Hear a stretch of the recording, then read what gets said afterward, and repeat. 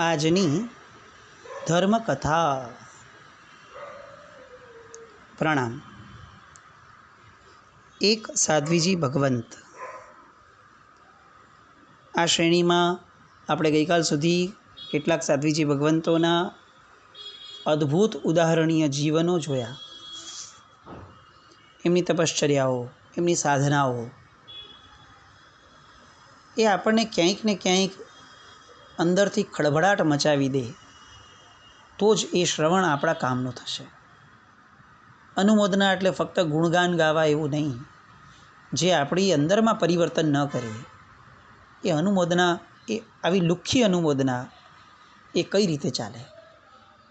આ બધા ચરિત્રો, આ બધા દ્રષ્ટાંતો, આ બધા ઉદાહરણો ક્યાંક ને ક્યાંક આપણી માટે પ્રેરણાદાયક બની રહે અને આપણા જીવનમાં જ્યાં જ્યાં આપણને શક્ય છે ત્યાં ત્યાં આપણે એમના માર્ગે ચાલવાનું આગળ વિચારીએ. તપશ્ચર્યા કદાચ ન પણ થાય એવું બની શકે તો કંઈ જ નહીં, એવા ટેકવાળા તો બનીએ, એવા ત્યાગી તો બનીએ. તપસ્વી ન થઈ શકીએ તો ત્યાગી કેમ ન બની શકે? એક સાધ્વીજી ભગવંત. દીક્ષા દિવસથી રોજ 3 ગાથા ગોખવાનો નિયમ, પુનરાવર્તન પણ રોજ કરવાનું.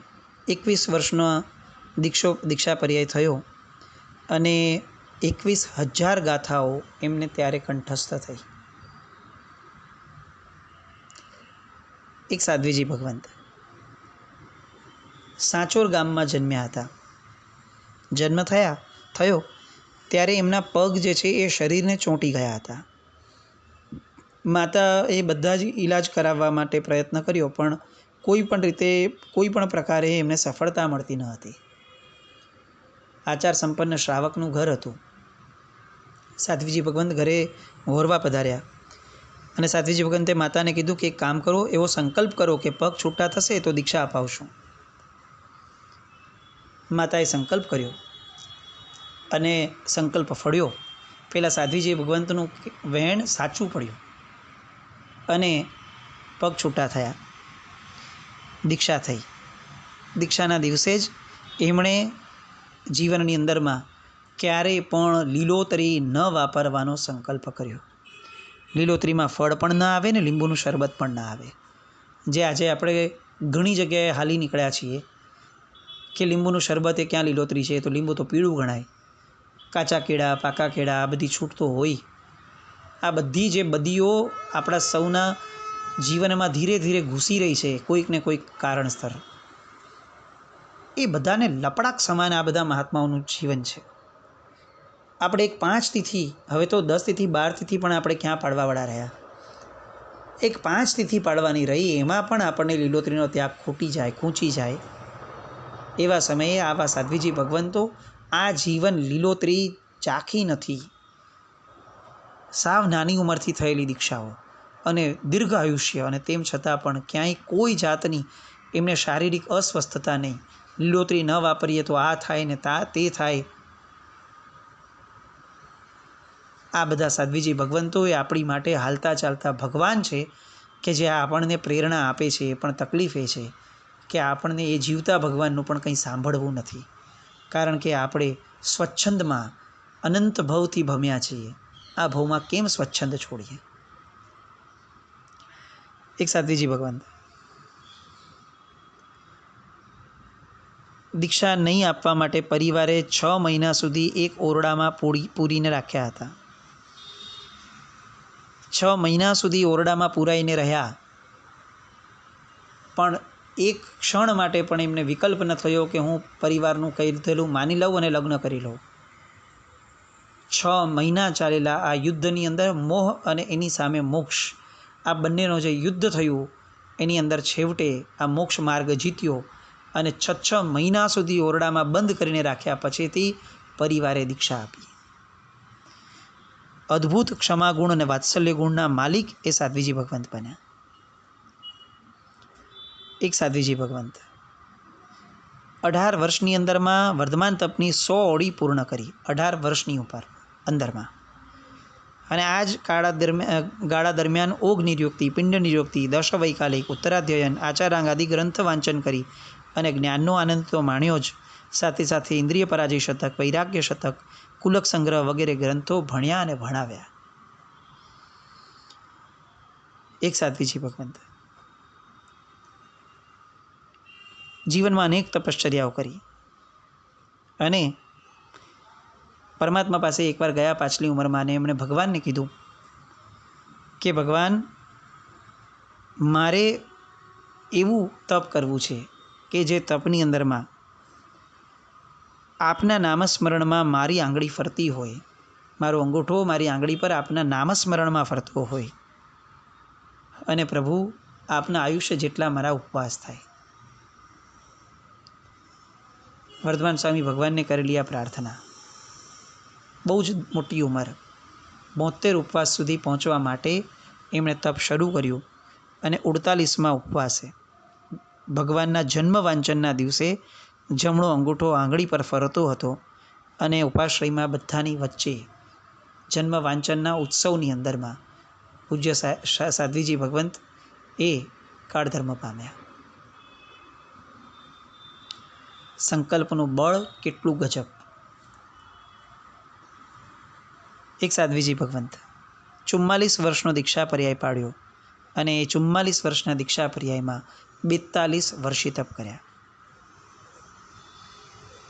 એક સાધ્વીજી ભગવંત ગોચરી પાણી વગેરેની અંદરમાં દિવસમાં 2 કલાક સિવાયના આવશ્યક આદિ ક્રિયાના સમયને છોડીને નૌકારમાં જ લયલીન રહેવાનું એવો સંકલ્પ એમણે દીક્ષાના દિવસે કર્યો હતો. આજે એ સાધ્વીજી ભગવંત અત્યાર સુધીમાં 22 કરોડ નૌકારના આરાધક બની ગયા છે. 22 કરોડ નૌકાર. એ શ્રમણી ભગવંતને 300 સ્થવનો કંઠસ્થ છે, અને દીક્ષાના દિવસથી લઈને આજ સુધી કમસે કમ રોજના 10 સ્તવનો ગાવાના પ્રભુ ભક્તિના એવો નિયમ પાડે છે.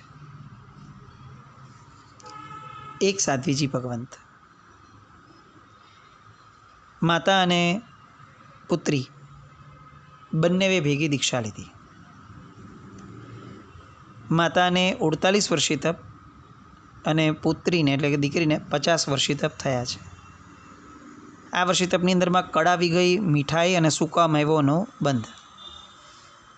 અને આ સાધ્વીજી ભગવંતે ગિરિરાજની 99 યાત્રા ચોવ્યારા છઠ પૂર્વક કરી. એટલે સમજાયું? ચોવ્યાર છઠ કરી અને આપણે 7 યાત્રા કરીએ છીએ તો પણ આપણને એવું લાગે છે કે હવે મારો 3 ભવમાં મોક્ષ થવો જોઈએ. ભલે પછીથી આગળ પાછળની જિંદગી આપણી કેવી બિસ્માર હાલતની હોય છે, અને છતાં પણ આપણને એવું લાગે છે કે મારો મોક્ષ થઈ જશે. આ સાધ્વીજી ભગવંતે ચોવ્યાર છઠ કરી અને 99 યાત્રાઓ કરી. દરેક યાત્રા એ ચોવ્યાર છઠમાં. એક સાધ્વીજી ભગવંત 25થી વધારે સાધ્વીજી ભગવંતોની વચ્ચે મારી ભૂલ વિના ગુરુણી જ્યારે મને ઠપકો આપે ત્યારે મારો અહંકાર તૂટશે, આવો સંકલ્પ કર્યો.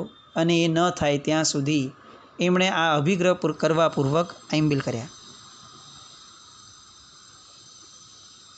ગુરુણીને આ અભિગ્રહ ખબર ન હતી, પણ ગુરુણીએ એમને આઈમ્બિલ બંધ કરાવડાવ્યા.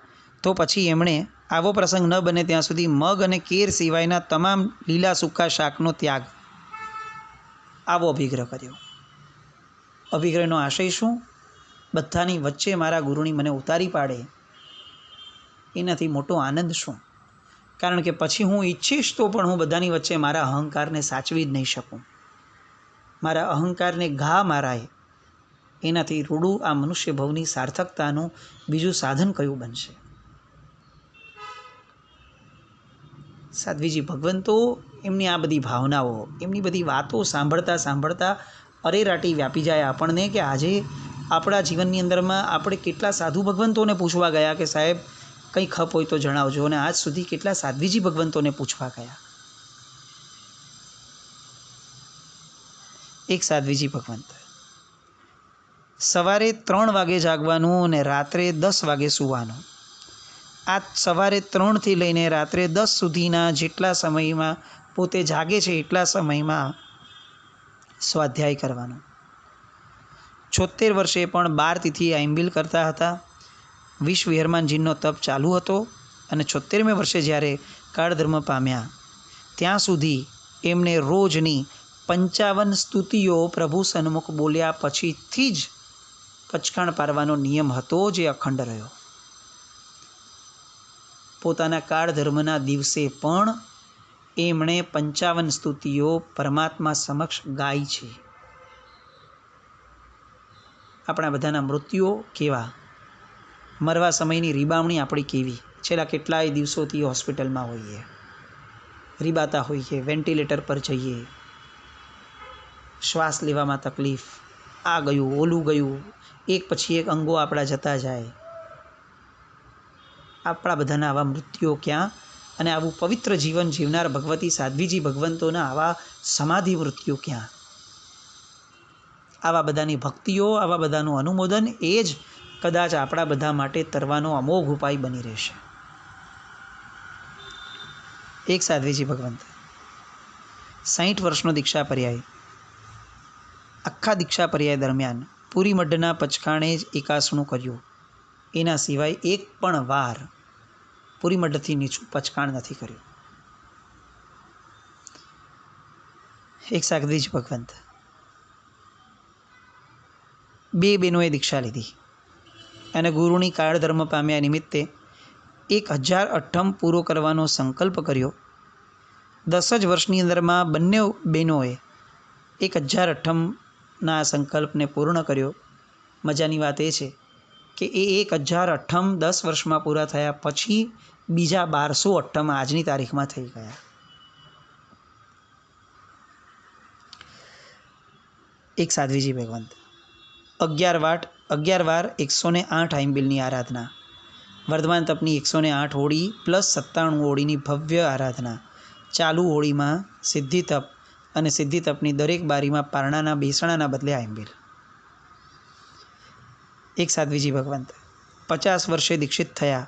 રોજનો 3500 ગાથાનો સ્વાધ્યાય અને રોજના 3000 નવકાર ગણવાના નિયમ સાથે 50મે વર્ષે દીક્ષિત થયા.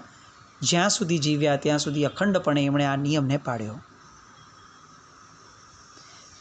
એક સાધ્વીજી ભગવંત 3 માસક ક્ષમણ, 3 વર્ષી તપ, 500 આંબિલ, 21મી હોળી ઉપર 16 ઉપવાસ, 7 મહિના સળંગ આંબિલની આરાધના, આ બધું જ એમણે પોતાના જીવનના 75 વર્ષ પછી જ્યારે દીક્ષા લીધી ત્યાર પછીથી કર્યું. અંતે 82મા વર્ષે માસક ક્ષમણનો ભવ્ય પુરુષાર્થ આદરી અને 84મા વર્ષે તેઓ કાળધર્મ પામ્યા. આપણે 28મા વર્ષે પણ માસક ક્ષમણને સપનામાં પણ ક્યારે કરી નથી શકતા. એમણે 82મા વર્ષે માસક ક્ષમણનો ભવ્ય પુરુષાર્થ, પ્રચંડ પુરુષાર્થ આદર્યો.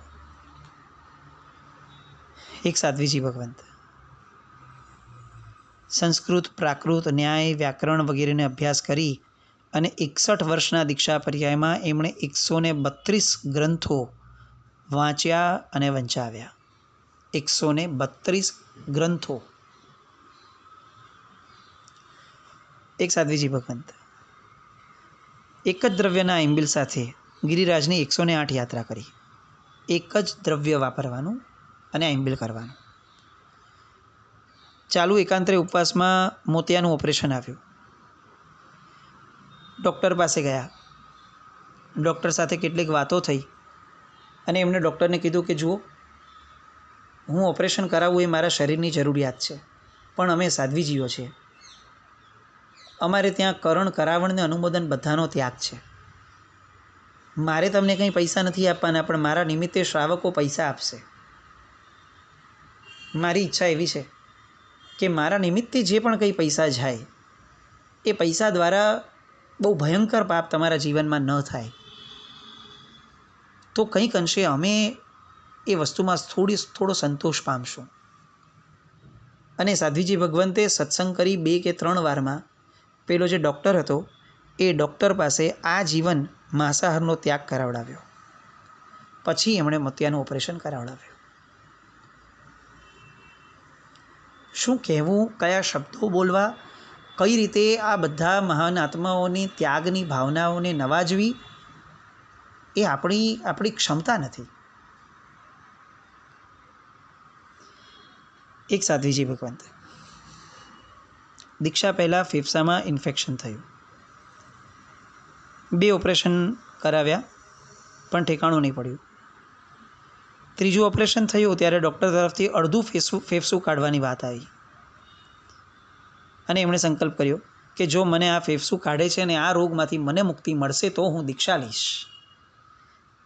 સંકલ્પનો મહાન પ્રભાવ થયો અને 3જું ઓપરેશન કરવાની જરૂરત જ ન પડી.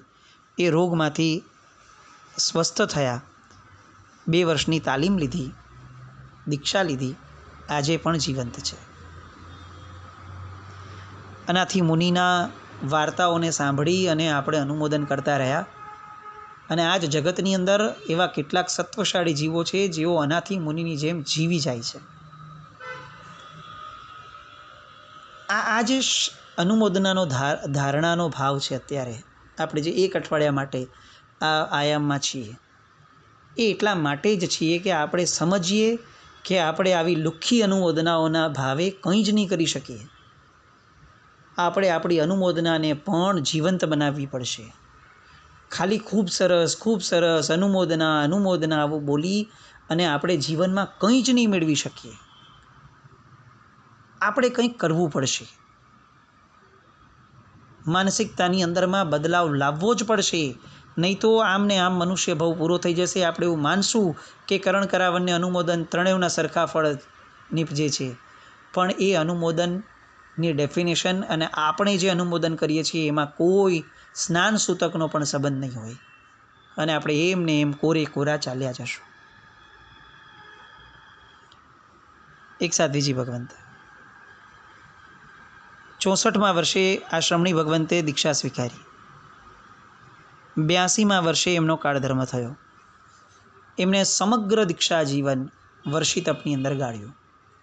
82મા વર્ષે પણ વર્ષિતપ ચાલુ હતો સળંગ અને એની અંદર તેઓ કાળધર્મ પામ્યા. આવા કેટલાય સાધ્વીજી ભગવંતોના જીવન આપણે સાંભળશું હજી કેટલાક દિવસો. ફરી એકવાર આપણે આશય શુદ્ધ કરીએ. આ બધા જ ઉદાહરણો, પ્રસંગો, દ્રષ્ટાંતો લેવાનું એક જ કારણ છે. અત્યારે જીન શાસનમાં સાધ્વીજી ભગવંતો પ્રત્યેની જે ઉદાસીનતા અને ઉપેક્ષાનો ભાવ આવી ગયો છે એ કમસે કમ આ સાંભળનારના હૃદયમાંથી અને જીવનમાંથી તો દૂર થવો જ જોઈએ. કોઈ પણ સાધ્વીજી ભગવંત દેખાય ત્યારે એની અંદર આ એક સાધ્વીજી ભગવંત દેખાવવા જ જોઈએ અને બહુમાન ઉછાળા સાથે બહુમાન ભાવ વધવો જ જોઈએ. એ શ્રમણી ભગવંત એ જીન શાસનના આધાર છે. આવો ભાવ આપણા સૌના મનમાં પ્રગટે એવી શુભ મંગલ કામના. જીનાજ્ઞા વિરુદ્ધ કંઈ પણ બોલાયું હોય તો મિચ્છામિ દુક્કડમ. જૈનમ જયતિ શાસનમ.